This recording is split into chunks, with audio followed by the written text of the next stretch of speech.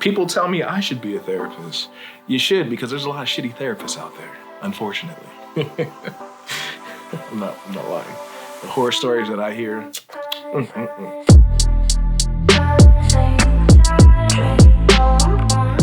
What are we doing today? We are doing some therapy meme reviews. I feel like we're not reviewing them, we're reacting to them. Reacting? Yeah. What's going on, y'all? It is John Burt, the world's #1 therapist, and today we're reacting to therapy memes. Nice. All right? That was good. That was a good one? All right. Let's get it. Just joking. Shout out to Dr. Mike. My therapist. You need to engage. What? Can't you read, mister? My therapist. You need to engage in better self-care. Also, my therapist. Is this Emperor Palpatine from Star Wars? No. Yo, therapists, we talk a good game, but a lot of us actually don't do the work of taking care of ourselves, and I'm one of those, unfortunately. It ebbs and flows, though. I'm in a good state right now because we're working out, right? Yeah. You have any tips for therapists on how to not look like that? Here's the thing. I want to say, like, therapists are some of the most, like, unhealthy people, honestly. Like, there's a lot of therapists out there that have a lot of trauma and don't take care of themselves, overweight, because we live, like, sedentary lives. So it's very easy, especially after a day of seeing, like, 8 clients. The last thing I want to do is go to the gym or meditate. That was a good first one. Was it? Yeah, thank you, boo. All right, next one. Client, I don't need therapy anymore. Me. I don't want to be like, nah, you still got a lot of craziness in you, but it'd be like that a lot of times. Clients, a lot of times, will deal with one thing, or the first session, they'll get it all out and they'll feel better because they've had no one to talk to. And they think that that's the actual cure, but no.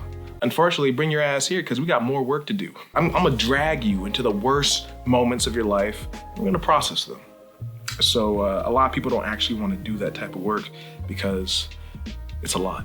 Client, I just want to hide. Therapist, there is no healing in hiding. The way I view therapy sometimes is that I have 1 hour, probably the only hour during the week or month or every other week, to drag you in front of all the terrible shit that you've been through in your life. And I'm gonna make you and force you to focus on it. And then we're gonna process it in a healthy way. You're gonna cry a little bit, and I'm gonna be there for you. I got you back. But yeah, your therapist's job is to make you feel like shit, but in a healthy, safe, and intimate environment. So bring that ass here, because you ain't hiding from me. Client, I need to come in. I'm flexible with times. Therapist, great. These are my times. Client, I can only come in Saturdays at midnight.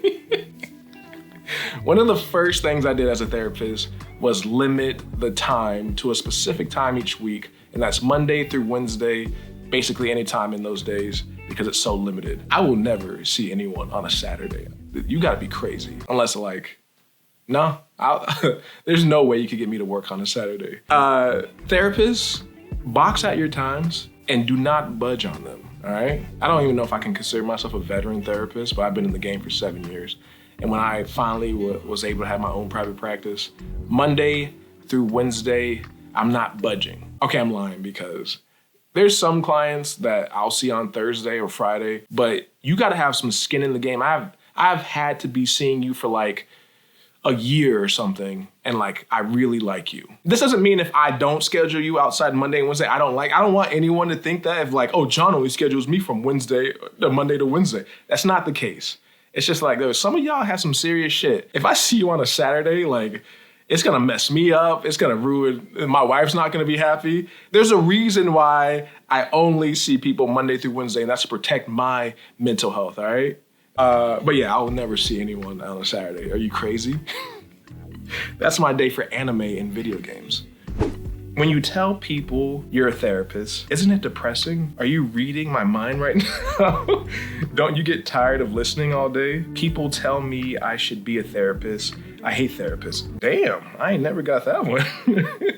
I have gotten the, are you reading my mind right now? That's not how therapy works, all right? I can't just read your mind and see all the trauma that you've been through, all the shit. A lot of people are chameleons. You'll never know or guess the type of life that they've actually been through and suffering. So No, I actually have to hear what's been going on in your life to make a proper diagnosis and come to some type of conclusion about you. And even that, like, that takes time. Honestly, it takes like a good, like, I don't know, couple months to really get a grasp of someone. A lot of people come in with so many defense mechanisms and like caricatures of who they actually are that after like a couple of months, you can chip away at that and they start to show their authentic self. So no, I cannot read your mind. Isn't it depressing? It can be very depressing, especially depending on the clientele you work with. What is the most common thing people say when you tell them you're a therapist? What's the most common thing? What kind of therapist? A physical therapist? Is it because I'm black that you think I'm a physical therapist? Makes me think like, oh, there are multiple therapists out there. So then I have to preface mental health therapists. Or like I'm wearing my shirt and they're like, chocolate therapist, what kind of stuff are you into? It might have like a sexual connotation, I don't know. But I have to tell them that I'm a mental health therapist. And then, they're like, oh, I need to go to therapy. I'm like, yeah, you sure do. Go to therapy, y'all. It's good for you. My therapist laughs at a joke I said. Me, to myself, this is great. I'm going to get a good grade in therapy. Something that is both normal to want and possible to achieve. I wonder if people are like grading each therapy session based off their performance. I never even thought about that. I'm sensing a little bit of people pleaser in this. Here's my grade as a therapist. Did you cry? Did you share something that you wanted to get off your chest that you never shared with anyone before? Did you laugh a little bit? Did me and you connect? These are the things I'm grading you on. Did you learn something about yourself? I always consider it an A+ session if I bring one of my clients to tears. It makes me sound like a psychopath. A little bit. A little bit of laughing, a little bit of crying, a little bit of self-awareness, learning about yourself. That's a good session in my book. That's an A+ session. My therapist, how was communication modeled for you growing up? Me, why do you ask? Am I doing it wrong? My therapist, I see. We have someone who's overthinking things. There are so many clients that have been raised in families where they had to communicate perfectly or they had to be so aware of how they communicated with like their mom or their dad because there are consequences. Otherwise, they weren't gonna be loved. They weren't gonna be, they were gonna elicit rage or something. So they had to be so mindful of what they said and like walk on eggshells. And then they bring that into therapy. And that's part of the work that we as therapists have to do. We have to kind of break down those defensive ways of communicating that they've learned in their childhood so they can communicate openly and authentically with you, because that's where all the beauty in a relationship really comes from, is when you can be yourself. You don't have to be on guard. You can just talk your shit and know that there's not gonna be consequences and that you're gonna be loved regardless of how you say something. And that's part of the beauty of the therapeutic relationship. It is one where you can come in and be authentic, be yourself, and still be loved regardless of how you show up. A lot of times you don't even have to ask how someone communicates, because how they learn how to communicate obviously is gonna show up in therapy. So some people are avoidant, some people avoid emotion, some people can't identify or express emotion, some people just use humor all the time, especially when dealing with serious topics. They laugh it off, they minimize the stuff that they go through. So a lot of times you'll see families, suck it up, especially in like rural white families. It's like, shake it off. You also see that in Black families and Mexican families and Asian families. I think it's a universal way of communicating. It's just humanity. Generational, I think. You think so? I will say, like, Gen Z, millennials, I don't want to say like millennials paved the way, but Gen Z, man, they are an emotional bunch of people, and I love it. Keep communicating that emotion. Express yourself. Like that song. Express yourself, express yourself. I don't want to get a copyright strike, but you know that song. The old school song. Express yourself. It was like on every commercial. All right. I just wanted you to sing it. Okay. Therapist emotions. Happy, sad, interested, bored, moved, unmoved. What they call that? A blank canvas. This is something you see in like psychoanalytic therapy. kind of old school, the white man's therapy, as I like to call it. Black people, we're too emotional, all right? I'm showing everything. I'm like, what? Oh my God. I'm laughing, I'm dying. Sometimes I'm like, damn. I probably should do a little bit of a better job of like, containing my emotion, but I am not a blank slate in therapy. I am very emotive. I cry a lot in therapy as well. Therapists, show some emotion. I think our clients appreciate that when we are a little more human in therapy. You are the first therapist ever clicked with therapists. One thing that I love is when a client's like, oh man, you're not like the other therapists I had. I wear it as a badge of honor. I just love it when the client's like, you're just not like the other therapists. But there's a lot of shitty therapists out there, so the bar kind of starts off low. Are you afraid by saying that there's a lot of shitty therapists out there that it'll turn people away from going to therapy? Because you have said it a lot in this video. So. Nah, see, here's the thing. I want to get people ready when they go into therapy that there is a good chance that they're going to be matched with a therapist that they don't like. There is a lot of shitty therapists, but there's also a lot of good therapists too. So if you don't match well with your first therapist, give it another try. It's like Tinder. Just keep swiping left or right. I've never used Tinder. Left, you never used Tinder either, right? True love, we got married very early. But keep swiping left until you find that right therapist that clicks with you and works with you. Because eventually you'll find a good one. You have to. The odds are in, I don't know if the odds are in your favor, but you'll just be persistent. Psychology Today. It's a dating website for therapists or find the right therapist. Me the day before therapy versus me when my therapist asks what I want to talk about.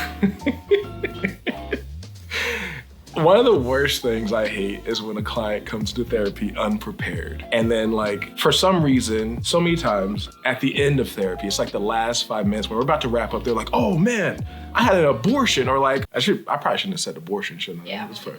Some traumatic thing that happened to them. It finally clicks the last 5 minutes.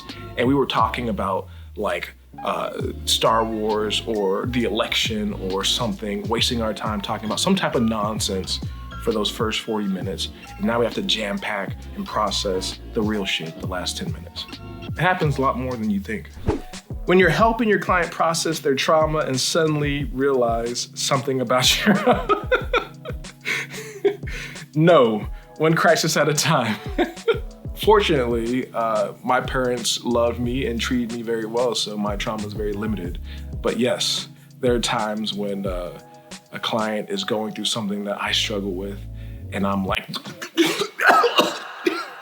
struggling right there with them, crying right there with them, trying to hold it together right there with them. They don't know because I'm like a brick, you know what I'm saying?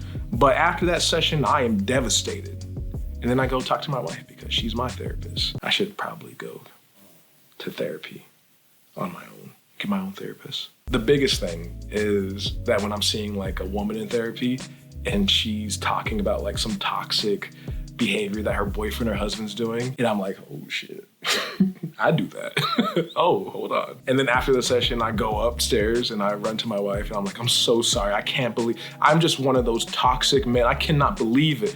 But you are worth so much. You gotta know your worth, girl. Know your worth. Yeah, therapy will expose your shittiness and your traumas. It's the beauty of it. I'm doing work in therapy as well when I'm seeing my clients. Sometimes my best therapists are the problems that my clients bring in. What? Sometimes my best therapy, you mean? Yeah, I You guess. said sometimes my best therapist is... Yeah, are the problems that my clients bring in. Oh, your therapist. Yeah, my best, yeah. Yeah. I hope they understood it at least. Trying to apply what your therapist says. A lot of what your therapist tells you to do isn't actually going to feel fun or nice the first time. So you're gonna look like this. How dare my therapist ask me to work out or meditate or speak kindly to myself. This doesn't feel good. Therapist's work, therapist salary. Look, if your goal is to make money, do not become a therapist because we get paid like shit. But we get paid in gratification and a job well done. When I see my clients come in all effed up one session and then a year later, they're all better. That's enough payment for a lifetime. Psych! Something good happens. Brain trauma. You waiting for something bad. The other shoe to drop. Some people are so used to like bad things happening to them that when something good happens to them, they just can't recognize and they struggle taking it in. One thing that I do with some of my clients is when something good happens, I call it tapping in the good stuff, a little bilateral stimulation. You take note of it, you do this, 1, 2, 3, 4, 5, 6, 7, 8. It helps you kind of sink it in the subcortical part of your brain. This is where a lot of trauma is. This is where a lot of this avoidance of good things happen. Wait, do you do that when something good happens? Yeah. You didn't tell us when you're supposed to do that. Yeah, like, so let's say like my wife, she said, oh, you look good today. Well, I'm trying to really have that sink in. I'm trying to create a new habit of acknowledging when something good happens to me. And one way to help it stick is by bilateral stimulation. 1, 2, 3, 4, 5, 6, 7, 8. This makes you more receptive. This opens up the subcortical part of your brain. This is where a lot of trauma happens. And it helps it sink into like a deeper part of your brain. And it helps you really be open to the positivity that happens in your life. It's also mindfulness. So you're trying to become aware and really settle in to positive things happen. So that's one exercise that helps with people. I actually like that, baby. I enjoyed this one. If you guys enjoyed this, comment, leave a little love, a little feedback. If you want me to keep doing these types of react videos, I'm game. Hopefully you guys learned something, you laughed a little bit, and you come back for our next video where we do TikTok reacts. So can't wait for that one. See you guys in the next session. God bless. Bye.